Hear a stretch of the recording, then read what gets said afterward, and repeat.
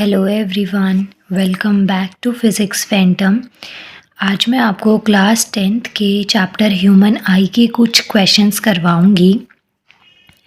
अगर आपको वीडियो अच्छी लगे तो प्लीज़ वीडियो को लाइक कर दीजिएगा और अगर आप चैनल पे नए हैं तो प्लीज़ चैनल को सब्सक्राइब कर लीजिएगा, जिससे कि आपको वीडियोस की नोटिफिकेशन मिल जाए। और इसके अलावा आप मुझे इंस्टाग्राम पे भी फॉलो कर सकते हैं, जिसका लिंक मैं इस वीडियो के डिस्क्रिप्शन में दे दूँगी। क्वेश्चन स्टार्ट करते हैं। Question number 1 is a thin membrane through which light enters the eye. वो मेम्ब्रेन जिसके थ्रू जो लाइट है ना वो हमारी आइज़ में एंटर करती है, तो वो क्या है? कॉर्निया। ये चीज़ हो गई। फर्स्ट क्वेश्चन है।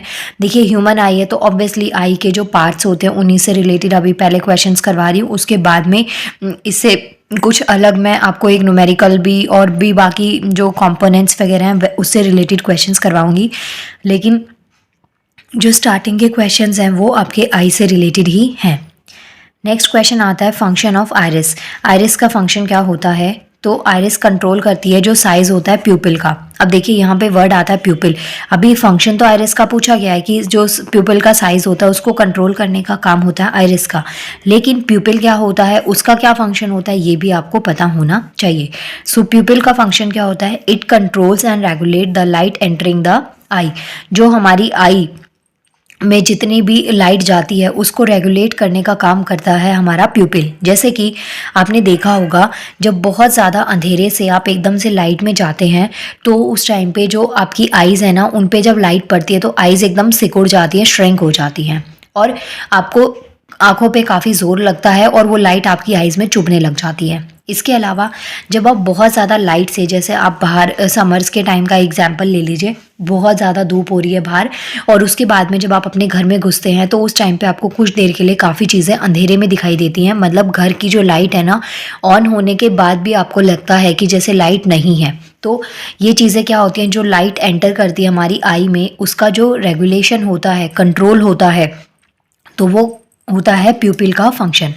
तो यहाँ पे देखिए मैंने आपको पहला फंक्शन बताया आइरिस का, ये हो गया आइरिस का फंक्शन। इसके बाद में सेकंड मैंने आपको बताया प्यूपिल का फंक्शन क्या होता है। Next question number 3 is type of lens in human I. Human आई में किस टाइप का लेंस होता है? तो लेंस हमारे पास में दो टाइप्स के होते हैं, कॉनकेव और एक होता है कॉन्वेक्स लेंस। सेम चीज़ अगर हम बात करें मिरर में भी यही होता है, एक होता है कॉन्वेक्स मिरर और एक होता है हमारा कॉनकेव मिरर। तो यहाँ पे क्वेश्चन में पूछा गया type of lens in human I. Human आई में जो लेंस होता है वो कौन से टाइप का होता है? तो आंसर हो गया हमारा कॉन्वेक्स लेंस। ये हो गया question number 3। Next question number 4 is mention the value of near point for normal eye. जो नॉर्मल आई के लिए, मतलब कि ये देखिए पहले इसका आंसर देख लीजिए, 25 सेंटीमीटर है। होता क्या है कि हम ना अपनी आंखों के बिल्कुल पास में ले जाके भी कोई चीज़ को नहीं देख पाते हैं।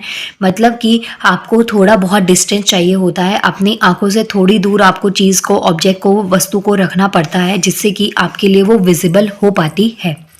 चाहे तो आप एग्जाम्पल लेके देख लीजिएगा, अपनी आइज़ के बिल्कुल पास में अपनी नोटबुक कर लेंगे ना तो आपसे कुछ भी पढ़ा नहीं जाएगा, इवन आपको वर्ड्स भी नहीं समझ में आएंगे कि क्या लिखे हुए हैं।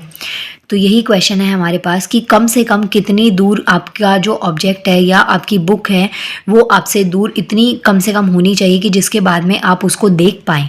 तो वैल्यू ऑफ नियर पॉइंट पूछा गया है, तो ये है 25 सेंटीमीटर। इससे दूर जो होता है 25 सेंटीमीटर का डिस्टेंस कम से कम होना चाहिए, जिससे कि आप उसको अच्छे से क्लियर वे में देख पाते हैं। नेक्स्ट क्वेश्चन बहुत इंपॉर्टेंट क्वेश्चन है।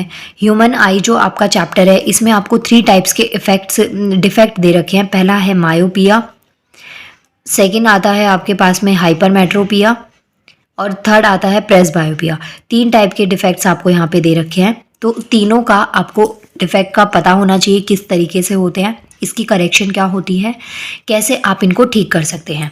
ये जो है ना डिफेक्ट्स ऑफ डिफेक्ट्स जो है हमारी आइज़ के और विजन डिफेक्ट्स जो हैं और उनकी करेक्शन, मतलब defects of vision and their correction, ये वीडियो मैं ऑलरेडी अपलोड कर चुकी हूँ। आप चैनल के प्लेलिस्ट में जाके उस वीडियो को देख सकते हैं, जिसमें मैंने तीनों टाइप के डिफेक्ट्स को काफ़ी डिटेल में एक्सप्लेन कर दिया है। इनका क्या क्या करेक्शन होता है, मतलब मानिए किसी को हाइपरमेट्रोपिया की दिक्कत है तो उनको क्या करेक्शन, किस टाइप के लेंस की ज़रूरत है, मायोपिया की दिक्कत है तो उनको किस टाइप के लेंस की ज़रूरत है, तो ये मैं ऑलरेडी करवा चुकी हूँ, आप वहाँ से देख सकते हैं। अभी जो हमारा क्वेश्चन है उसमें पूछा गया है state 2 reason due to which myopia में बी कॉज्ड। मायोपिया होने की 2 वजह आपसे पूछी गई हैं, 2 रीजंस पूछे गए हैं। तो देखिए, अगर मायोपिया ना लिख के आपसे नियर साइटनेस भी दिया जा सकता है। मायोपिया का मतलब होता है नियर साइटनेस और हाइपरमेट्रोपिया का होता है फार साइटनेस। तो साइटनेस ये आप ध्यान रख लीजिएगा, मायोपिया और नियर ये दोनों सिमिलर होते हैं। क्वेश्चन आ जाए मायोपिया क्या होता है, तो इसमें जो ऑब्जेक्ट होता है, जो नियर बाय ऑब्जेक्ट होता है, वो पर्सन को दिखता नहीं है, मतलब केपेबल नहीं होते हैं नियर ऑब्जेक्ट को देखने में। लेकिन जो डिस्टेंट ऑब्जेक्ट होता है, मतलब थोड़ी दूरी पे जो ऑब्जेक्ट रखा होता है, वो उन्हें क्लियरली दिखाई दे जाता है। मतलब कि जब पास की चीज़ दिखने में दिक्कत आने लगे, पास की चीज़ क्लियर ना दिखे, तो उस डिफेक्ट को हम मायोपिया कहते हैं। इसके 2 रीजंस हैं। फर्स्ट आता है the elongation of the eyeball और the excessive curvature of the cornea. 2 reasons हैं जिसकी वजह से मायोपिया हो सकता है कि जो आई बॉल है उसका एलोगेशन हो जाए, मतलब साइज बढ़ जाए, और excessive curvature of the cornea. तो ये 2 पॉइंट्स आप आंसर में याद रख सकते हैं कि मायोपिया इन 2 वजह से हो सकता है।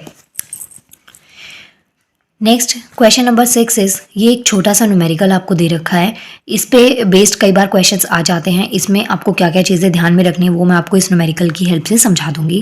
क्वेश्चन है, a short sighted person can't see clearly beyond 2 metre, calculate the power of lens required to correct his vision. देखिए, पावर ना हम 2 केसेस में पढ़ते हैं। एक पढ़ते हैं अप्लायंसेस में, जिसमें हम पावर वॉट पढ़ते हैं।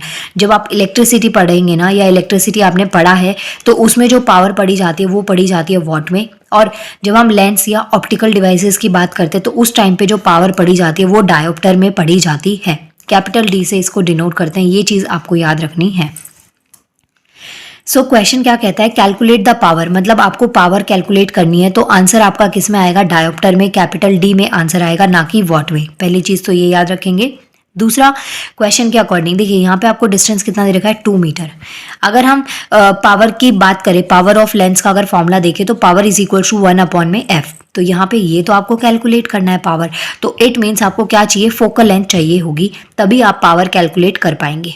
अब जो फोकल लेंथ है ना वो डिस्टेंस के इक्वल होती है, मतलब कि यहाँ पे आपको क्या बोला गया है, beyond, short sighted person can't see clearly beyond 2 metre दे रखा है। तो इसका मतलब आपको जो फोकल लेंथ लेनी है वो क्या लेंगे आप, यहाँ पे माइनस में लेनी है। आपने लिखा 1/f, मतलब 1/f का मतलब 1 में फोकल लेंथ हो गया। फोकल लेंथ की जगह आपने -2 लिखा, और ये तो सिंपल मैथ्स है, 2 को आप 1 से डिवाइड करेंगे। अगर फिर भी थोड़ा बहुत अगर आपकी मैथ्स मेरी तरह खराब है तो मैं बता देती हूँ, इस तरीके से आप इसको डिवाइड कर लेंगे तो 0.5 डी डायोप्टर आपका आंसर है। आंसर माइनस में ही आएगा, प्लस वैल्यू आपको ध्यान रखनी है, डायोप्टर लगाना है। तो ये हो गया आपका क्वेश्चन नंबर 6, यहाँ पे हो गया क्वेश्चन 6। नेक्स्ट आता है question number 7 is, arrange the constituent colours of the white light in descending order of their wavelength. अगर आपने प्रिज्म देखा है तो कुछ ऐसे जो 7 कलर्स होते हैं उसमें जो वाइट लाइट है ना वो स्प्रेड होती है। वाइट लाइट यहाँ पे सनलाइट हो सकती है, टॉर्च लाइट, आप कोई भी लाइट आप इमेजिन कर सकते हैं। ओके, क्वेश्चन क्या कहता है कि जो व्हाइट लाइट होती है ना, इसके जो कॉन्स्टिट्यूएंट कलर्स होते हैं उनको उनकी वेवलेंथ के अकॉर्डिंग आपको डिसेंडिंग ऑर्डर में लगाना है। मतलब पहले सबसे ज़्यादा वेवलेंथ वाला, फिर कम कम कम, और लास्ट में सबसे कम वेवलेंथ वाला कलर आपको लिखना है। तो ये ऑर्डर हमेशा याद रखिएगा। सबसे ज़्यादा वेवलेंथ होती है रेड में, फिर orange, yellow, green, blue, Indigo और वॉयलेट। तो यहाँ से आपको 2 कंक्लूजन मिलेंगे। सबसे ज़्यादा वेवलेंथ वाला कलर होता है रेड, इसीलिए जो डेंजर के सिग्नल होते हैं उनको हम रेड कलर से डिफाइन करते हैं, क्योंकि उनमें वेरिएशंस बहुत कम आती हैं। और सबसे जो कम वेवलेंथ होती है, लीस्ट वेवलेंथ होती है, वो हमारी होती है वॉयलेट में। सो फर्स्ट क्वेश्चन तो ये था कि आपको ना इनको कलर्स को डिसेंडिंग ऑर्डर में लगाना है। इसके बाद में नेक्स्ट इस क्वेश्चन का पार्ट क्या कहता है कि जो कंपोनेंट्स हैं वाइट लाइट के, उनमें से जो ग्रेटेस्ट वेवलेंथ होती है वो किसकी होती है। तो ग्रेटेस्ट वेवलेंथ किसकी है, रेड कलर की, और लीस्ट वेवलेंथ आपसे पूछी जाए तो किसकी है, वॉयलेट कलर की। ये मैंने वैसे सेपरेटली आपको क्वेश्चन दे दिया है।